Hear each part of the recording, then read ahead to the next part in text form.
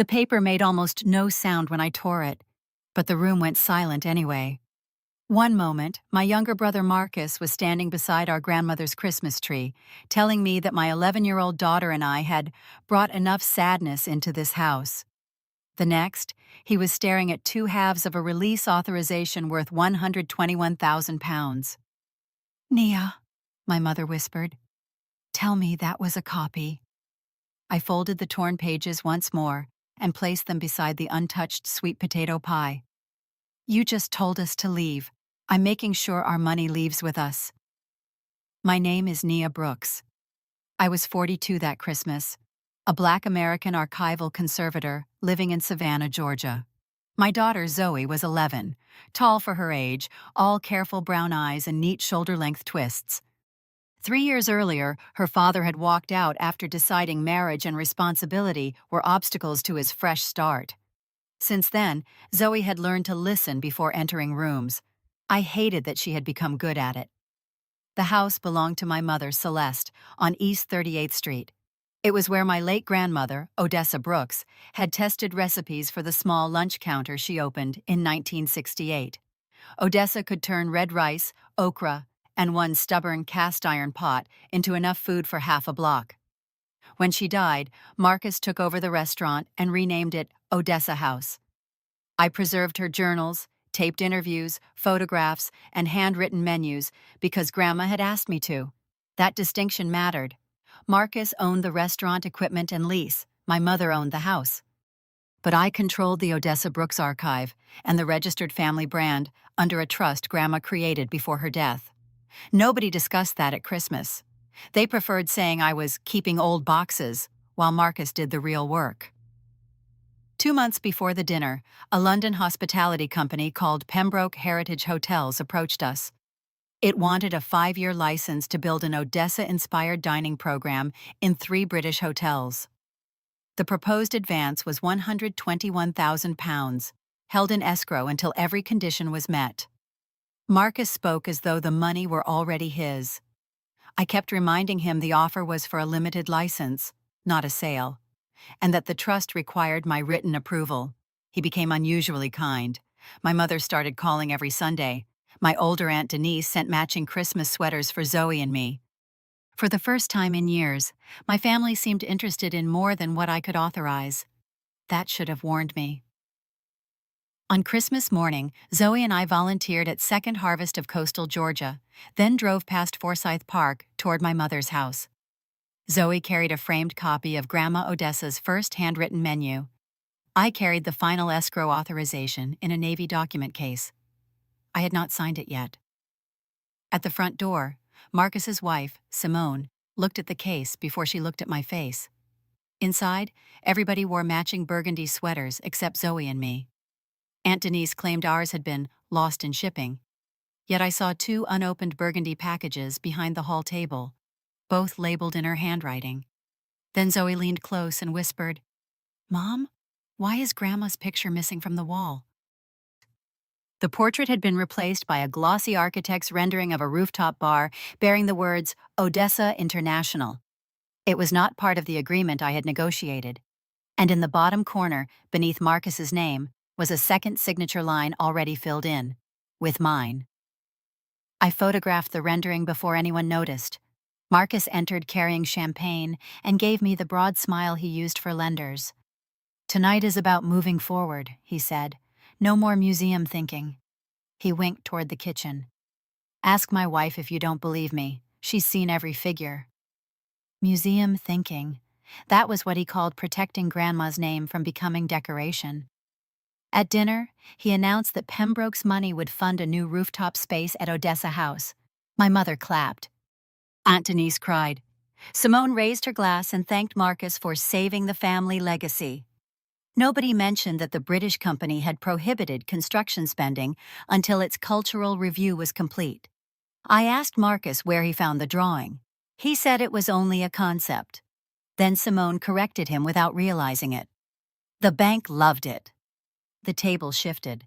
Marcus shot her a look, but Zoe had already heard. "What bank?"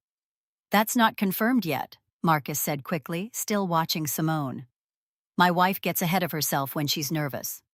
My mother told her children should not interrupt adults. Zoe apologized, and something hot moved through me. She had asked the cleanest question in the room. During dessert, my phone displayed a message from Eleanor Shaw, Pembroke's licensing counsel in London. Please do not execute. We discovered a conflicting representation. Call urgently. Before I could step away, Marcus placed a fountain pen beside my plate. We're doing this as a family. He had invited two guests I did not know, Grant Holloway, a commercial loan officer, and Reverend Paul Avery, who served on a local preservation committee. Marcus wanted respectable witnesses. He told them I had already agreed and was delaying out of emotion. Then Grant congratulated me on guaranteeing the bridge loan. I had guaranteed nothing. Marcus did not merely want the money. He needed the room to believe he was the heir Grandma should have chosen. Every question from Nia reopened his oldest wound. That charm had won him attention, but never legal control. So he turned urgency into theater, hoping public pressure would make her surrender what private persuasion could not. I asked Grant to show me the guarantee. Marcus stood so quickly his chair scraped the floor. My mother accused me of embarrassing him on Christmas. Denise said Zoe looked frightened because I was creating tension again. That was when Zoe quietly opened her backpack and removed Grandma's framed menu. She had planned to give it to Celeste. Marcus snatched it from her hands and said, "We don't need more dusty paper." The glass struck the edge of a serving dish and cracked. Zoe gasped. I stood. Marcus told me to sit down. I told him never to grab anything from my child again. My mother did not ask whether Zoe was hurt. She looked at Grant, then at Reverend Avery and said, "Nia has always made everything difficult." I opened my document case, but the authorization was gone. Simone looked toward the den. I followed her eyes and found Marcus's teenage-free home office printer running.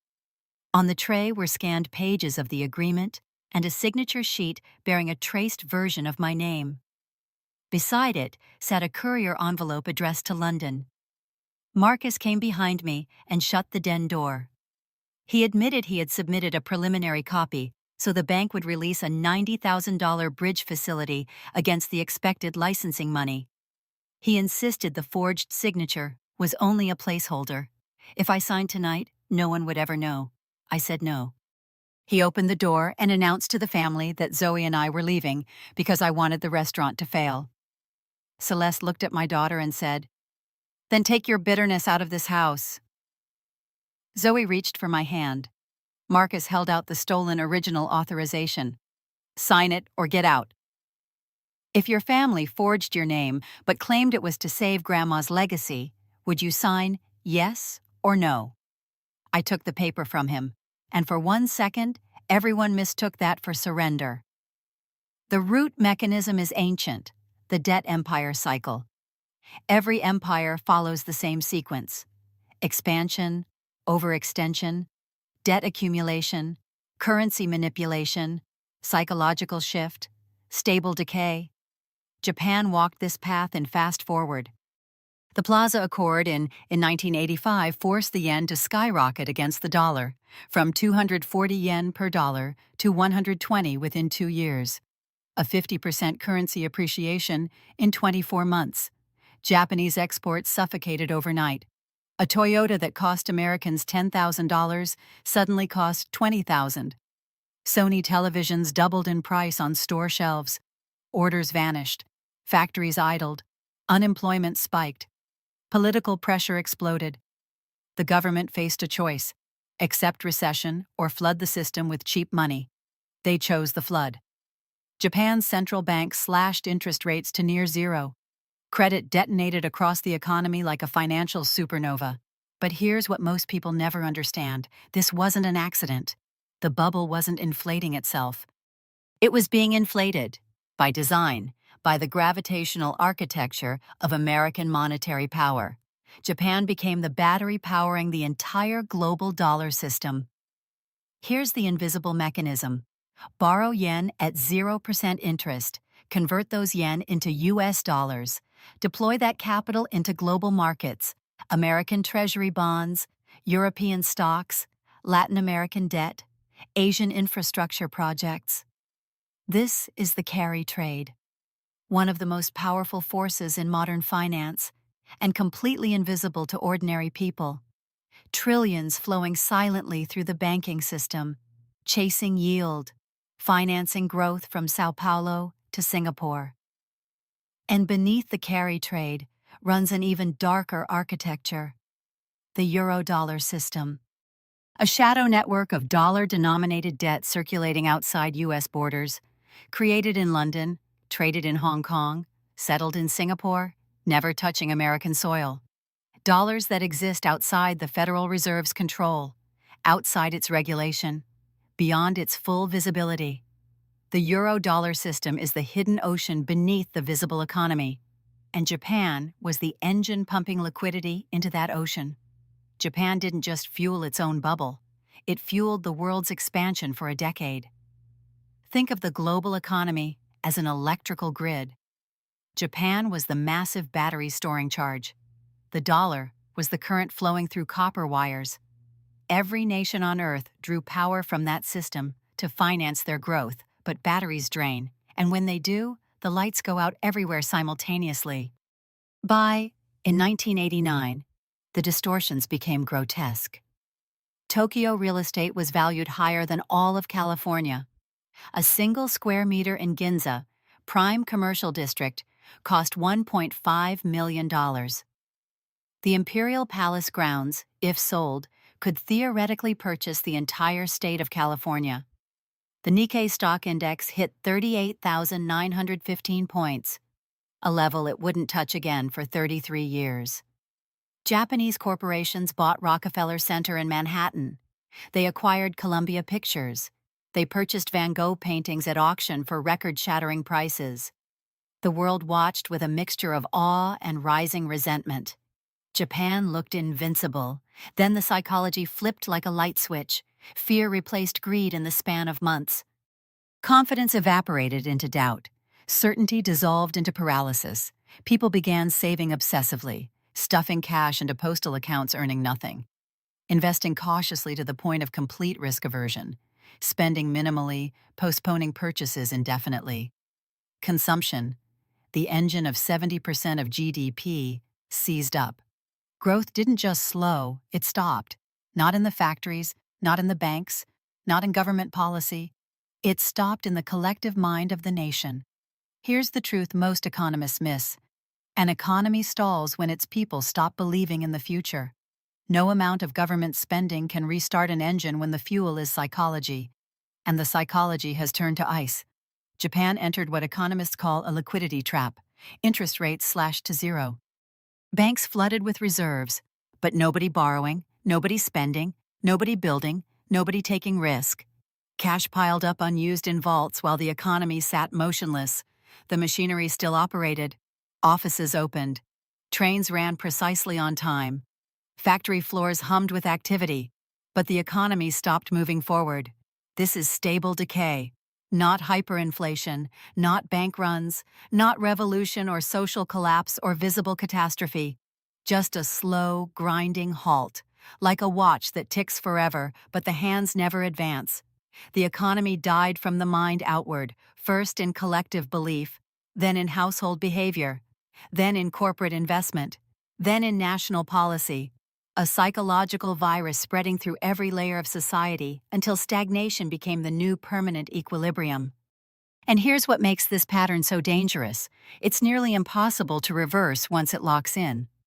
Because you can't stimulus package your way out of a crisis of belief.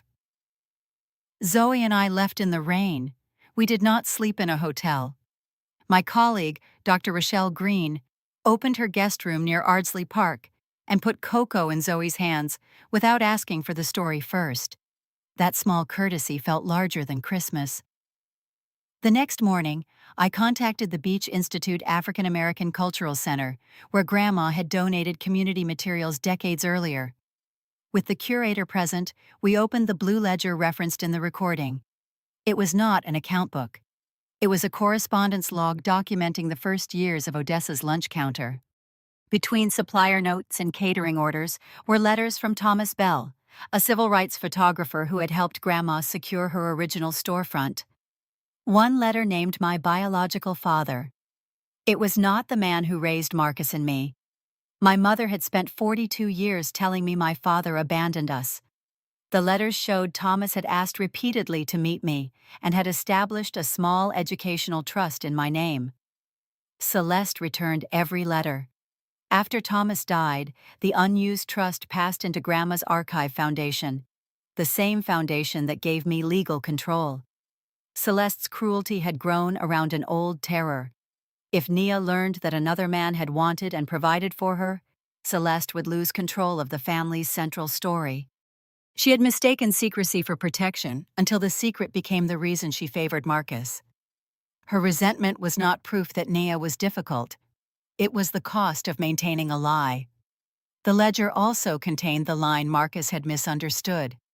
Thomas's trust could fund preservation and education, but never private construction. If the archive were sold for commercial exploitation, its control would transfer automatically to a nonprofit board. Marcus never could have owned it. Eleanor called with another development. The fake email had not been created by Marcus. It belonged to Aunt Denise. Denise arrived at the Beach Institute before noon, still wearing yesterday's coat. She confessed that Marcus promised her £20,000 from the advance to pay tax debt. She had copied my writing style from years of family emails and sent the altered proposal. But she brought proof that changed the direction of the case, voice notes in which Marcus instructed her to make the permanent sale look like my idea. Denise had betrayed me. Now she betrayed him. Meanwhile, Grant's compliance department suspended the bridge facility and referred the forged guarantee for investigation. Marcus blamed Simone publicly, posting online, "My wife and my sister are trying to destroy a historic black business out of spite." He expected the community to rally behind the restaurant. Instead, Reverend Avery released a careful statement. No legacy is protected by forged consent.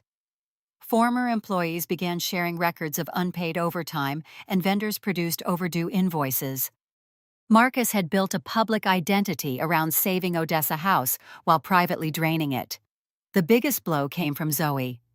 She asked if Grandma's recordings could help children learn local history. Not sell plates. Not punish Marcus. Help children. That question gave me a plan. I asked Pembroke to withdraw its commercial offer completely. In its place, I proposed a partnership with the Archive Foundation. Digitize Odessa's materials, fund oral history workshops, and license only a rotating educational exhibition. No rooftop bar, no permanent transfer, no payment to individual relatives. Pembroke agreed in principle and offered more than £121,000 over 5 years, but every dollar would be restricted to preservation, scholarships, and community programming. Marcus had tried to take a family legacy private. His greed had made it public forever. Then my mother arrived carrying Grandma's missing portrait and asked Zoe to wait outside so the adults could fix this. Zoe looked at me. This time, I did not ask my child to leave the room where her own life was being discussed. "She stays," I told my mother. Celeste placed the portrait on a table and apologized to me in the language she knew best, explanation. She said she had been young, frightened, and married. She said Thomas complicated everything. She said Grandma judged her. She said Marcus needed more support because he had always been fragile beneath his confidence. Not once did she say what her choices had done to me. Zoe listened, then asked, "Did you know my mom thought her father didn't want her?"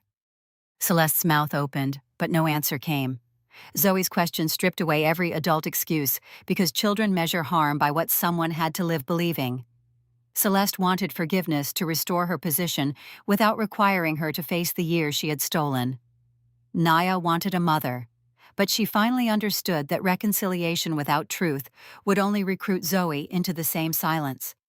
I told Celeste that contact would require 3 things: a written account of what she had hidden, family counseling with a licensed therapist, and no private access to Zoe until trust was rebuilt. She called the conditions humiliating. "They're measurable," I said. "That's different." She left the portrait and walked away. Marcus's downfall was not instant, which made it more believable and, in some ways, more painful. The bank investigation found that he had used altered invoices, but had not received the full bridge funds. His attorney negotiated restitution and a civil settlement. The restaurant entered court-supervised restructuring rather than disappearing overnight. Simone filed for separation and provided records to protect employees and vendors. To anyone who would still listen, Marcus said, "My wife had turned his own bank against him." No one at the table believed him anymore. The foundation purchased Odessa House's brand assets, not the building, from the restructuring estate at an independently appraised price. Marcus received no windfall after secured debts and restitution. The restaurant reopened months later as a worker-managed cooperative using a new name, Odessa's Table. Marcus was not banned from life, he was removed from control. That distinction mattered to me. Accountability should stop harm, repair what can be repaired, and prevent repetition. It should not require us to enjoy another person's ruin. Aunt Denise pleaded for immediate forgiveness because she had helped expose everything. I reminded her that telling the truth after a scheme collapses does not erase choosing the scheme. She began repaying the foundation through a formal agreement and was allowed to attend public events, not private family gatherings. Grant's bank cleared me of the guarantee within 6 weeks. I placed fraud alerts with the credit bureaus, changed every shared password, froze access to the archive's digital repository, and hired separate counsel for the trust. Those steps were not cinematic, they were more important than any speech. For the first public exhibition, Zoe chose the title, "Who Gets to Tell the Story?" The opening took place at the Beach Institute. Grandma's cracked first menu sat behind conservation glass, repaired but not disguised. Beside it played Thomas Bell's photographs and Odessa's interviews. A listening station explained how family histories can be preserved without being owned by the loudest person in the room. My family attended in fragments. Simone brought former restaurant staff. Denise sat in the back.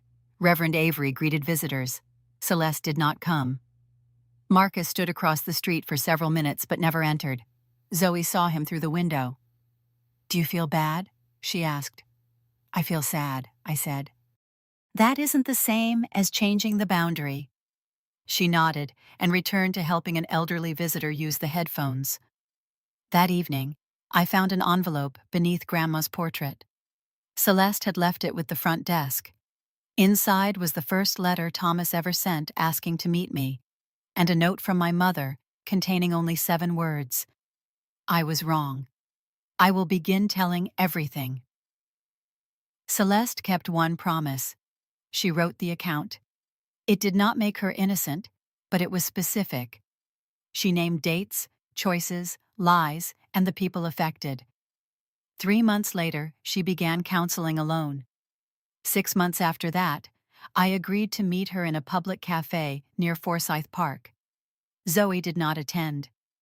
Rebuilding trust moves slowly because real repair is repetitive. Celeste stopped sending relatives to speak for her. She returned Thomas's remaining letters. She accepted that missing Zoe's birthday dinner was a consequence, not a punishment. When she finally saw Zoe again, she apologized without asking to be hugged.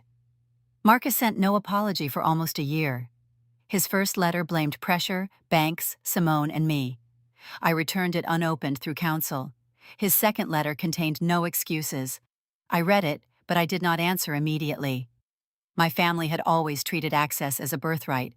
I was teaching them that access is a form of trust. Zoe changed too. She stopped watching doorways before speaking. She joined the youth oral history workshop and interviewed retired cooks, teachers, dock workers, and church musicians. On the first Christmas after the dinner, she hung Grandma's repaired menu beside our tree and invited Rochelle, Simone, 2 elderly neighbors, and a former dishwasher from Odessa House.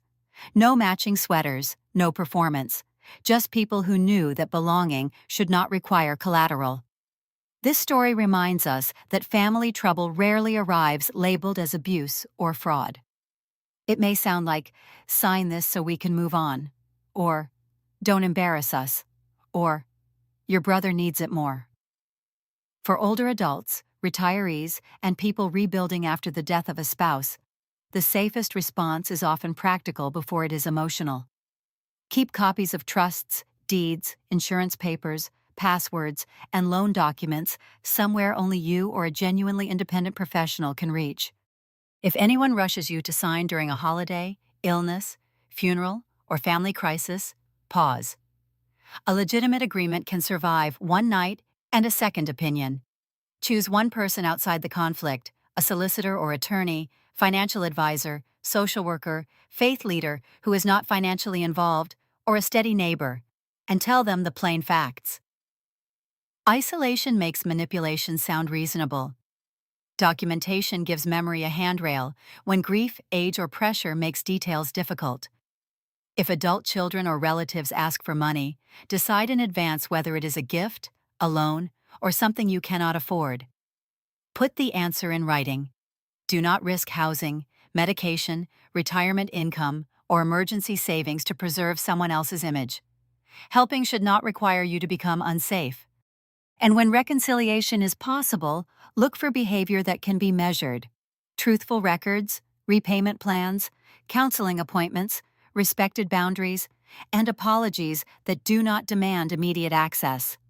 You can feel compassion and still keep your door closed. You can miss someone and still require proof of change. Healing may look ordinary: a credit freeze, a new emergency contact, coffee with a trustworthy friend, one holiday spent with people who do not keep score. Those acts are not small. They are how peace becomes a structure instead of a wish. The 121,000 pounds paper I tore up never made us rich.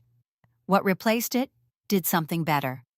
It protected Grandma's story, paid community members for their knowledge, and taught my daughter that love never needs a forged signature. On Christmas night, Marcus believed he was throwing two unwanted people out of a house. What he actually did was release us from a role we should never have been asked to play. Zoe placed the star on our tree and looked down at the people gathered in our living room. "This feels different," she said. "How?" She smiled. "Nobody here needs you to disappear." For years, I thought my family was defined by who shared my blood and who had the right to summon me back. Now I knew better. Family was the place where truth could enter the room, and nobody had to leave for it.